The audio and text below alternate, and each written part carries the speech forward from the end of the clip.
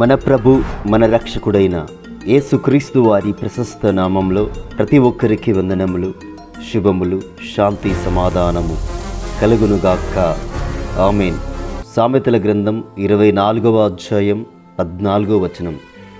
నీ ఆశ భంగము కానేరదు. ఆమేన్. దేవుని పరిశుద్ధ నామానికి మహిమ కలుగునుగాక. ఈ దినం దేవాది దేవుడు ఈ వాగ్దానం ద్వారా మనందరితో మాట్లాడుతున్నారు. దేవుడు ఈ విధముగా పలుకుతున్నారు, నా కుమారుడా, తేనె త్రాగుము, అది రుచిగలది కదా. తేనె పట్టు తినుము, అది నీ నాలుకకు తీపియే కదా. నీ ఆత్మకు జ్ఞానం అట్టిదని తెలుసుకొనుము. అది నీకు దొరికిన ఎడల ముందుకు నీ మంచి గతి కలుగును. నీ ఆశ భంగము కానేరదు. దేవునికి స్తోత్రము కలుగునుగాక. నిజముగానే జ్ఞానము ఎంతో ఉన్నతమైనది. మరి దేవుని ఆత్మ మన మీద ఉన్నప్పుడు ఆ ఆత్మ మనల్ని సరైన మార్గంలో, యథార్థ మార్గంలో, జ్ఞాన మార్గంలో, తెలివి మార్గంలో, సత్యమైన మార్గంలో మనల్ని నడిపిస్తుంది. మరి ఆ జ్ఞానాన్ని సంపాదించుకోవాలి. ఏదైతే మనము ఆశపడుతున్నామో, ఏదైతే దేవుని దగ్గర అడుగుచున్నామో, ఏదైతే మొరపెడుచున్నామో, ప్రభువారు ఇక్కడ చెప్తున్నారు, నా కుమారుడా అని పలుకుచున్నారు. ఏది సరి అయినది, ఏది సరి కానిదో తెలుసుకుని ప్రార్థన పూర్వకముగా దేవుని సన్నిధిలో ప్రార్థించాలి. మరి మనము కొన్నిసార్లు కొన్ని వ్యక్తులను చూసినప్పుడు పరిశుద్ధ గ్రంథంలో వారు చేసిన ప్రార్థనను మనము ధ్యానించినప్పుడు అన్నగారు ఒక తల్లిగా దేవుని సన్నిధిలో వచ్చి ప్రార్థిస్తున్నారు. తనకు ఒక కుమారుడు కావాలని మొరపెడుతుంది. అంటే ఇక్కడ నీ సేవకురాలైన నన్ను జ్ఞాపకము చేసుకోమను అని ఆమె పదే పదే పలుకుతూ ప్రార్థిస్తుంది.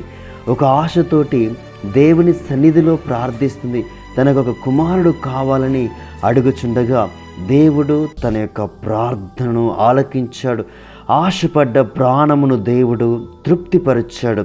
తృప్తిపరిచి సామువేలు ప్రవక్తను దేవుడు అన్నగారికి అనుగ్రహించున్నాడు. దేవునికి స్తోత్రము కలుగునుగాక.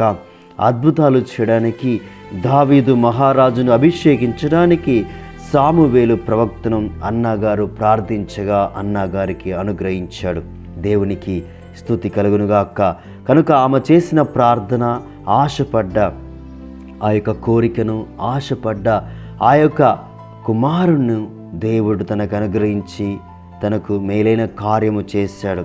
అంటే ఏదైతే మనము ఆశపడుతున్నామో అది భంగము కాదని, అది ఆటంకముగా ఉండదని దేవుడు ఖచ్చితముగా అనుగ్రహిస్తాడని మనము ఇక్కడ ఈ విషయాన్ని బట్టి మనం అర్థం చేసుకున్నప్పుడు మనము కూడా దేని కొరకు ఆశపడుతున్నాం, ఏది కావాలని దేవుని సన్నిధిలో ప్రార్థిస్తున్నాం, ఏ బలహీనత పోవాలని, ఏ శోధన పోవాలని, ఏ వేదన పోవాలని, ఏ దుఃఖం పోవాలని, ఏ కుటుంబంలో ఏ సమస్యలైతే వస్తూ భార్యాభర్తల మధ్యలో మరి వారు ఇరువురు దేవుని సన్నిధిలో ప్రార్థించక మరి ఇరువురిలో అనేకమైన వ్యతిరేక భావాలు ఒకవేళ ఉంటే మనము ప్రార్థించాలి. ప్రార్థించినప్పుడు ఆ కుటుంబం కట్టబడుతుంది. కనుక విశ్వాసంతో మొరపెట్టి ప్రార్థన చేస్తే దేవుడు గొప్ప కార్యము చేస్తాడు. ఎవరైతే ఆశపడుతున్నారో ఆ ఆశ భంగము కానేరదని దేవుడి దినం నీతోనూ నాతోనూ మాట్లాడుతున్నాడు. కనుక విశ్వాసంతో ప్రార్థన చేద్దాం, దేవుణ్ణి అడుగుదాం. గొప్ప రక్షణను ప్రతి ఒక్కరికి మనము పరిచయం చేద్దాం, ప్రార్థన చేద్దాం. మహాపరిశుద్ధుడా, ప్రేమగలిగిన తండ్రి, ప్రభానికి స్తుతులు, స్తోత్రములు, స్తోత్రములు, స్తోత్రములు తండ్రి. ప్రభా, ఈ దినము తండ్రి మీరు గొప్పగా మాతో మాట్లాడి ఉన్నారు తండ్రి. ఏ విధంగా హన్న ప్రార్థించారు, ఏ విధంగా సామువేలు ప్రవక్తను మీరు అనుగ్రహించారు ప్రభా. అటు రీతిగా ఈ దినము తండ్రి ఏ కుటుంబం అయితే ప్రార్థిస్తుందో, ఏ కుటుంబం అయితే మొరపెడుతుందో, ఏ కుటుంబంలో అయితే ప్రభా తండ్రి శాంతి సమాధానము కావాలని, ఐక్యముగా జీవించాలని ప్రభా ఆశపడుతున్నారో ప్రభా, మీ మార్గంలో ప్రభా వారి ఆశ తీరులాగా నీ సన్నిధిలో ప్రార్థించలాగా నీ ఆత్మను కుమరించమని, మీరే మహిమ పొందుకోమని, మా నాథుడు, మా రక్షకుడు, మీ ప్రియ కుమారుడైన యేసుక్రీస్తు అతి పరిశుద్ధమైన ఎంతో శ్రేష్టమైన నామంలో ఈ యొక్క చిన్ని ప్రార్థన అడిగి వేడుకొని బ్రతిమాలుకొని పొందుకొని ఉన్నాం తండ్రి. ఆమేన్. దేవుని పరిశుద్ధ నామానికి మహిమ కలుగునుగాక. దేవుని యొక్క మహాకృప ప్రతి ఒక్కరికి తోడై ఉండునుగాక.